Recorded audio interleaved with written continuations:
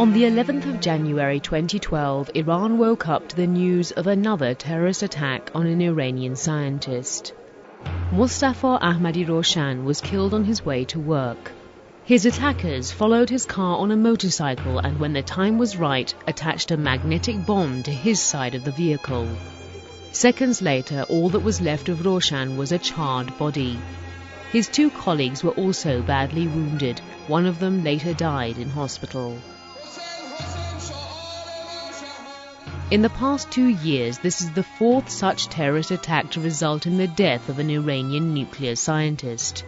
Iran is pushing ahead with its nuclear energy program despite the West's demands that it be halted indefinitely. In this program, we will be looking deeper into the specifics of this political row.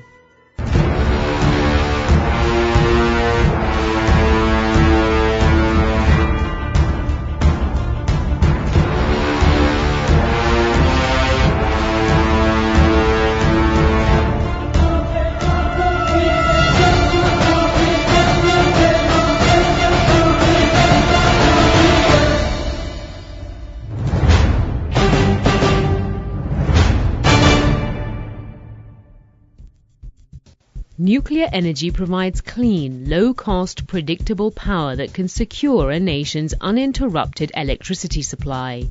Producing nuclear medicines or radiopharmaceuticals is also a key focus of nuclear programs worldwide. These medicines are used in the diagnosis and treatment of cancers, thyroid problems, and much more. The petroleum industry also benefits from this science. All the latest technologies have been well received in Iran's academic community, from stem cell research to nanotechnology.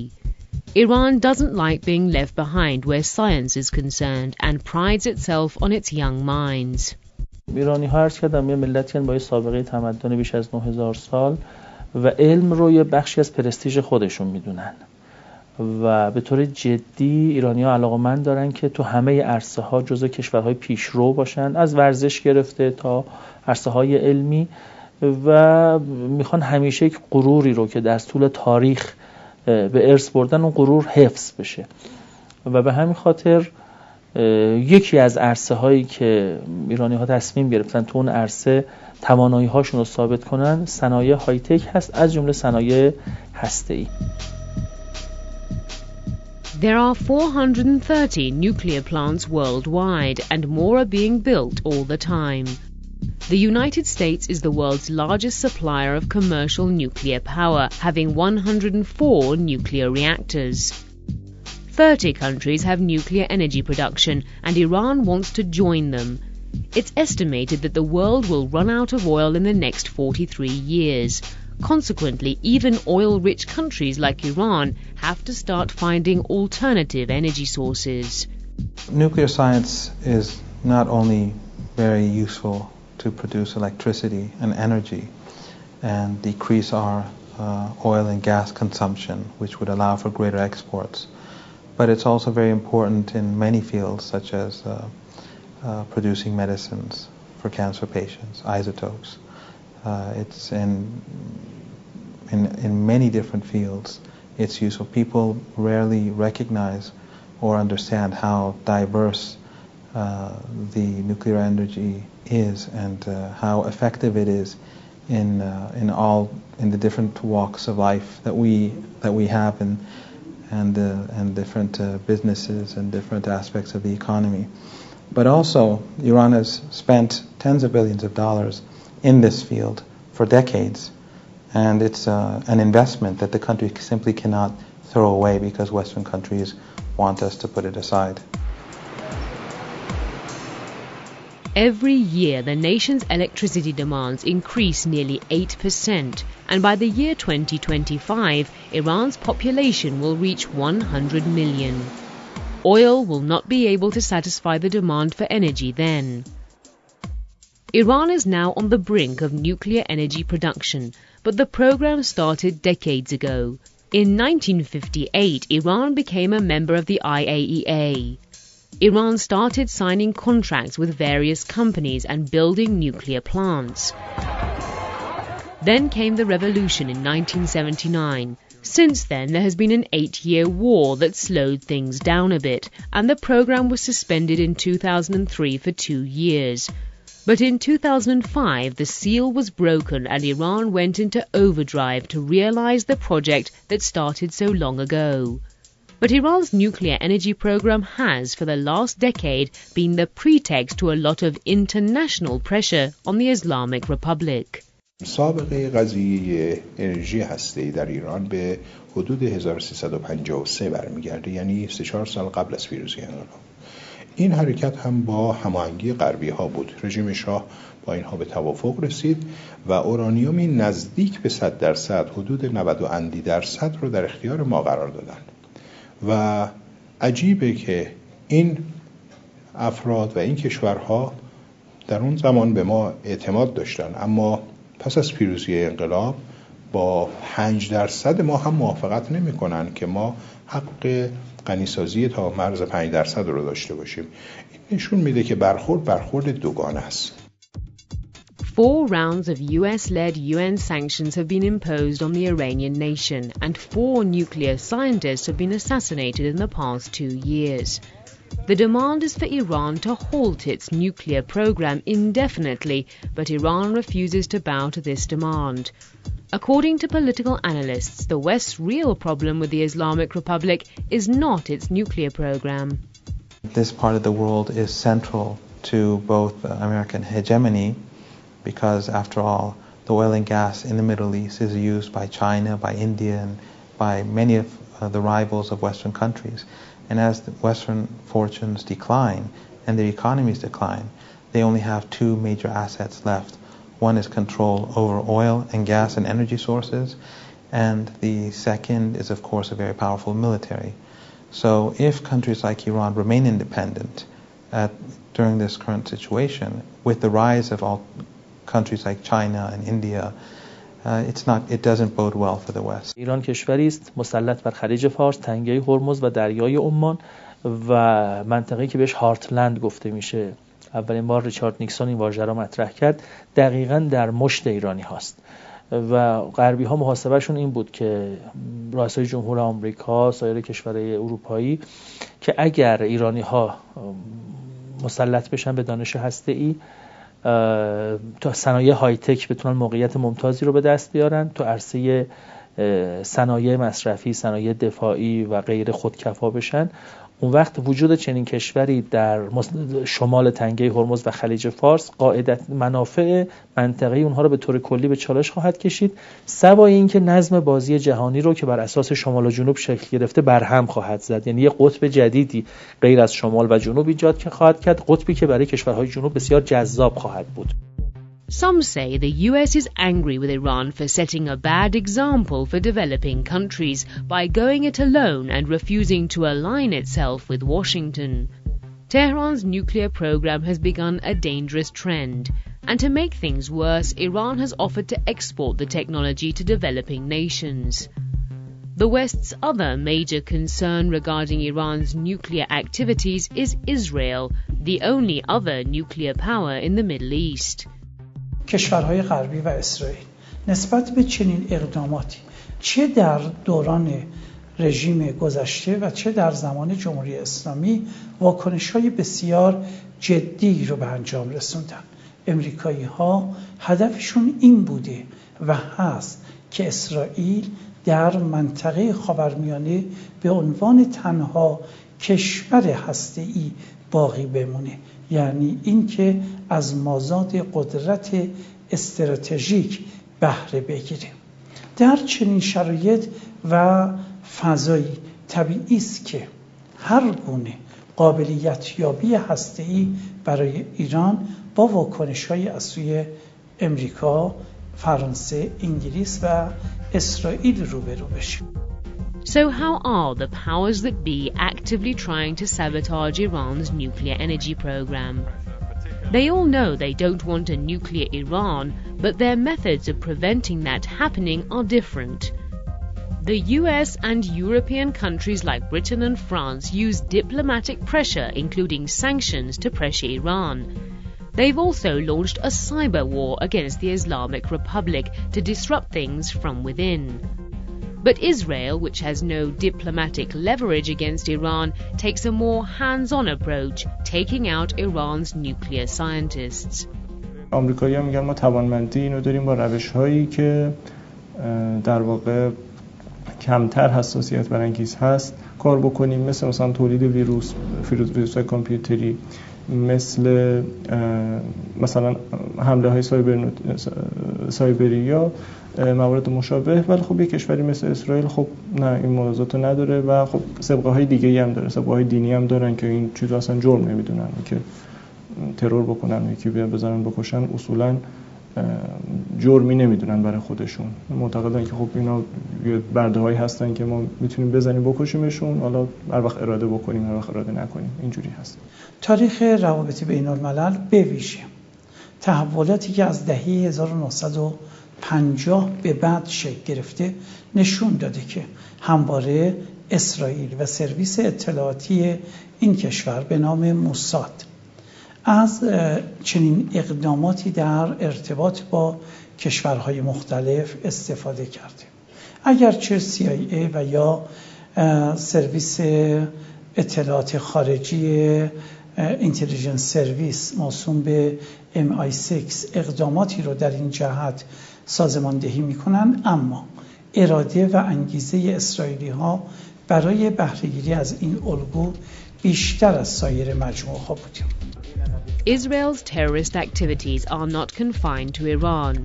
Scientists in Iraq and Egypt have also been assassinated this way. It's estimated that Israel killed 2,500 academics up until 2008. کوشش میکنن چه ایران، چه عراق، چه مصر و چه سایر کشورها. حتی ما شاهد هستیم که بر اساس اسنادی که CIA منتشر کرده در دوران جنگ سرد هم ده‌ها دانشمند بلوک شرق رو اینا ترور کردند، اما حتی یک دانشمند بلوک غرب ترور نشده. After the occupation of Iraq, thousands of Iraqi academics were murdered, and many believe that these were targeted assassinations by Western intelligence agencies because many of them were working in fields that were linked to high-tech industries. And the same is true in other countries of the region. And I think that is largely due to American sensitivity towards Israel. With regards to Israel, it wants to keep Israel as the dominant force in the region, so it wants to hold back other countries. And the second, of course, is oil. The United States wants the countries in the region to remain weak and reliant upon the West. The fact that Israel is assassinating Iranian scientists doesn't mean the US doesn't agree with this method. Experts say Tel Aviv is doing the dirty work and Washington is looking on in silence. هیچگاه دولت امریکا مسئله مربوط به حمایت از ترورها و گروه‌های تروریستی رو در رابطه با سیاست رسمی خودشون مطرح نکردن. اما یه نکته بسیار جدی وجود داره و اون اینه که تا به حال امریکا، دبیرکل سازمان ملل و حتی آژانس بین المللی انرژی اتمی میبایست اقداماتی رو برای محکوم کردن ترور در رابطه با ایران به انجام برسونن، اما چنین اقدامی انجام نگرفته. زمانی که چنین اقدامی انجام نمیگیره مشخصه که ایالات متحده چنین اقدامی که از سوی اسرائیل انجام گرفته رو اگرچه بخشی از سیاست گذاری امنیتی خودش نمیدونه، اما به عنوان یک اقدام پذیرفته شده تلقی میکنه. The question as to whether the United States was actually behind the terrorist attacks, I would say that really doesn't make a difference. If the United States were behind, what is behind the attacks, that's deeply disgusting and a crime against humanity and murder in cold blood. But even if the United States is not behind the attacks, obviously a close ally of the United States is. And Western intelligence communities are very close to one another and they cooperate very closely. So there is no doubt that the Americans and the Europeans know exactly who is behind the attacks. The assassination of Iranian scientists has been boldly advocated by US presidential candidate Newt Gingrich, who says all possible methods must be employed to obstruct Iran's nuclear program, even killing Iranian scientists. این که نه فقط ایالات متحده و بعضی از مسئولینشون در این مقطع این موضوع رو بیان کردن که پیش از این 2 نفر از مقامات ارشد نظامیشون هم در چارچوب سیاست ترور برای جلوگیری از دستیابی جمهوری اسلامی به انرژی هسته‌ای در کنگره این موضوع رو بیان کردن. پیش از اون جان ساورز رئیس MI6 انگلستان همین موضوع رو بیان کرد و به گونه‌ای تأکید کرد که ما برای جلوگیری از دستیابی ایران به انرژی هسته‌ای باید از موضوعات غیر دیپلماتیک هم استفاده بکنیم که خرابکاری، استفاده از ویروس های مثل استاکسنت، تلاش برای عملیات جاسوسی و استفاده از امکاناتی که در حوزه غیر دوستانه و خصمانه هست رو استفاده کردن تا مانع از دستیابی جمهوری اسلامی ایران به دانش هسته‌ای بشن. The West continues to make grave statements about Iran's nuclear energy program, but thus far there has been next to no evidence of any subversion in Iran's nuclear activities.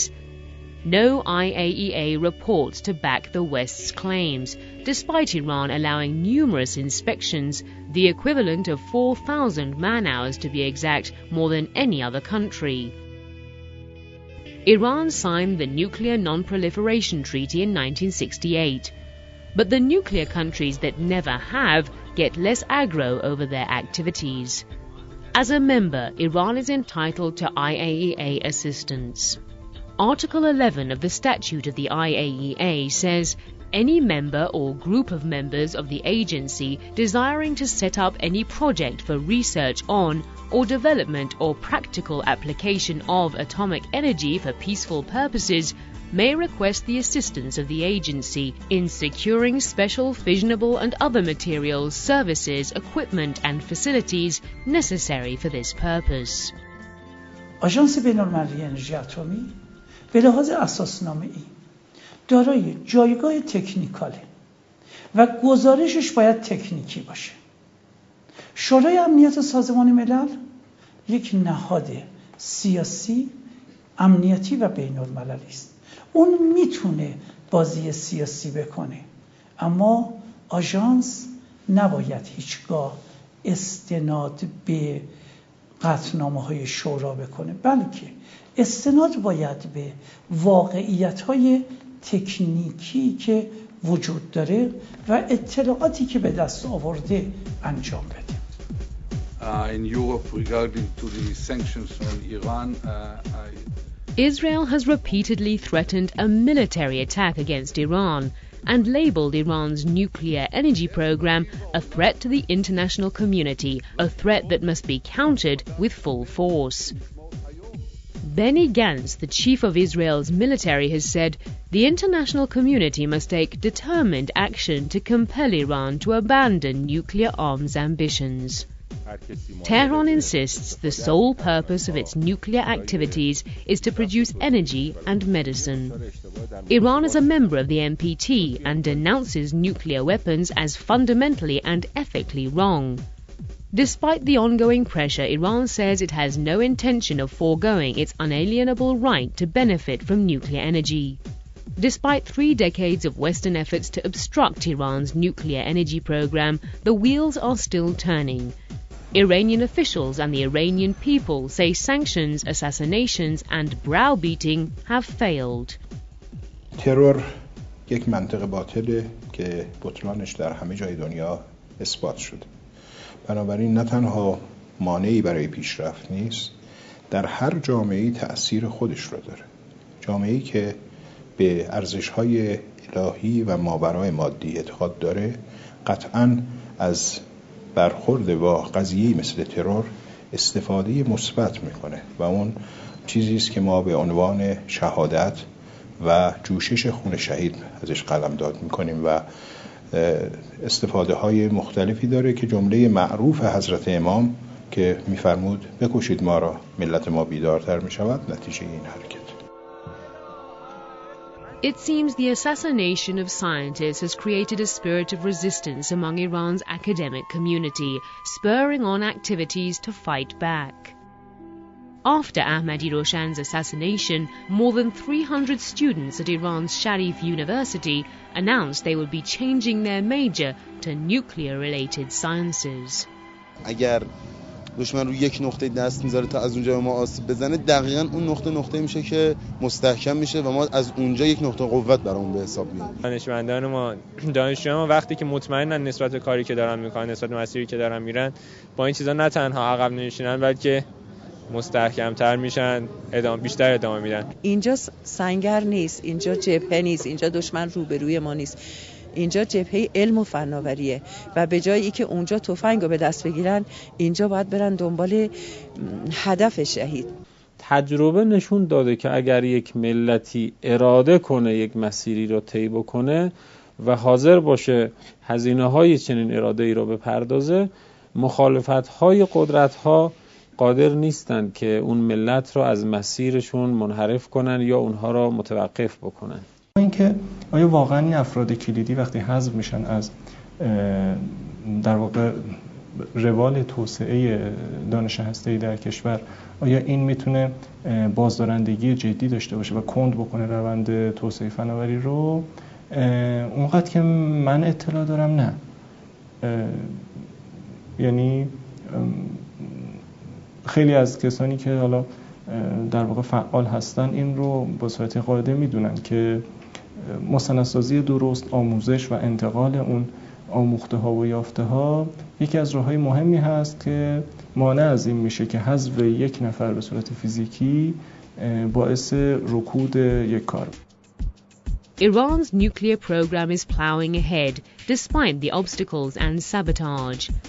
Its latest achievement was to add 3,000 new generation centrifuges at its Natanz nuclear site. On the 15th of February 2012, President Mahmoud Ahmadinejad oversaw the insertion of Iran's first domestically produced fuel rods with uranium enriched to 20% in Tehran's research reactor. Iran was forced to produce the fuel rods itself when Europe refused to give Iran one. در واقع این یک علامتی هست از اینکه یک ملتی داره مرزهای سخت علم را پشت سر میگذاره و خودش را داره به سطح قدرت‌های اصلی نزدیک میکنه و در این حال استقلالش را هم داره، نمیخواد فرهنگ خودش را قربانی فرهنگ غرب بکنه، نمیخواد اصالت‌های خودش را هم از دست بده، نمیخواد خودش را درگیر انواع پیامدهای منفی تمدن غرب بکنه، میخواد پیشرفت‌ها داشته باشه، زندگی سعادتمندانه و توأم با رفاه داشته باشه، در عین این که درگیر چالش‌های بزرگی که تمدن غرب امروز برای ملت‌های خودش فراهم کرده نشه و یک مسیر پاک توأم با زندگی شرافتمندانه رو دنبال بکنه. Iran's nuclear energy program is nearing fruition. Iran is determined to withstand Western pressure and do what it feels it must for the development and prosperity of the nation. Iran sees full independence as the key to success.